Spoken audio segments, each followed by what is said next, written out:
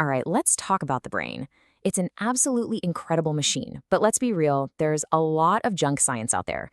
Today, we're going to cut through the noise and bust some of the biggest myths in neuroscience, starting with a label you've probably even used for yourself. So let me ask you this. Have you ever said, oh, I'm just not a math person, I'm more right-brained? Or maybe, I'm super organized, I'm very left-brained.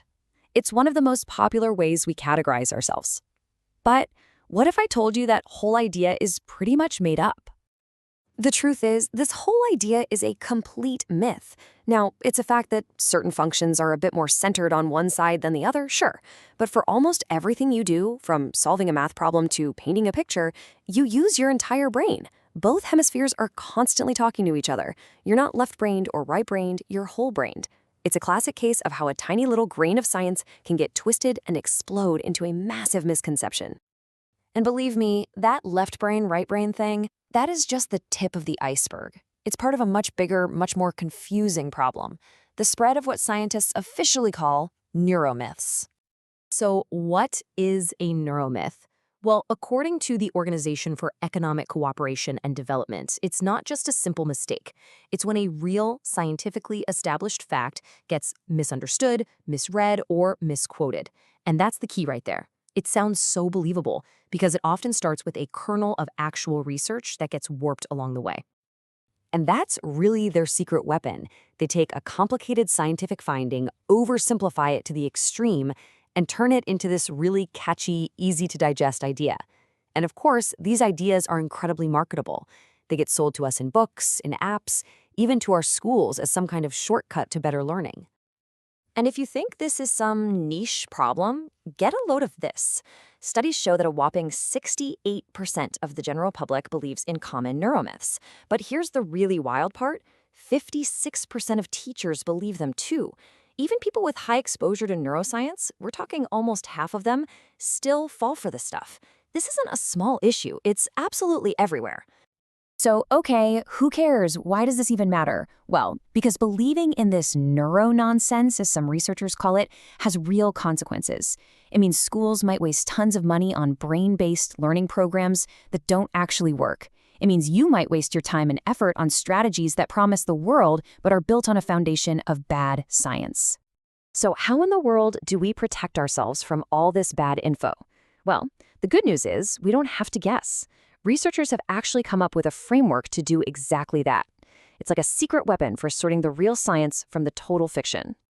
Here's a super simplified version of it. I want you to think of this like a sorting hat for any brain claim you hear. If something is well established, that means it's a solid fact, backed by strong evidence. Probably so means, yeah, it's looking likely, but we need more research. Intelligent speculation is when something sounds logical, but there's not much real science behind it. And then you have neuromyth. That's the stuff that's just plain fiction. This is the tool we're going to use to cut through all the noise. Okay, you ready? Now for the really fun part. We've got our framework, so let's do a little rapid fire round. We're about to run through and bust some of the biggest, most famous neuromyths out there, the greatest hits of brain fiction. First up, the big one, the granddaddy of them all, made famous by movies, the idea that we only use 10% of our brains. This is 100% pure science fiction. Brain scans show us clear as day that we use pretty much all of our brain all the time, even when we're sleeping. Just doing a simple task can light up different areas all over your brain, all working together. Oh man, this one is huge. Some studies have found that over 90% of teachers believe this one. The idea of learning styles. You know, that you're a visual learner or an auditory learner or a kinesthetic learner. And look, we all have preferences for how we like to get information, that's true. But dozens and dozens of studies have found absolutely no strong evidence that tailoring a lesson to someone's specific style actually helps them learn any better. We all learn best when we get information in a bunch of different ways. This myth puts so much pressure on parents. The idea that the first 3 years are everything, and after that, it's all downhill. The truth? While those early years are definitely important, your brain does not just stop developing at age 3, not even close. Thanks to this amazing thing called neuroplasticity, our brains are constantly changing, adapting, and rewiring themselves for our entire lives. You can absolutely learn a new language or pick up a new skill at 15 or 50 or 90. You know, busting these specific myths is a great start. But what's way more powerful is knowing how to spot new ones as they pop up. It's about making a shift from just memorizing a list of facts to actually developing a habit of critical thinking anytime you hear a brain-based claim. So, for this last bit, we're going to build that exact toolkit.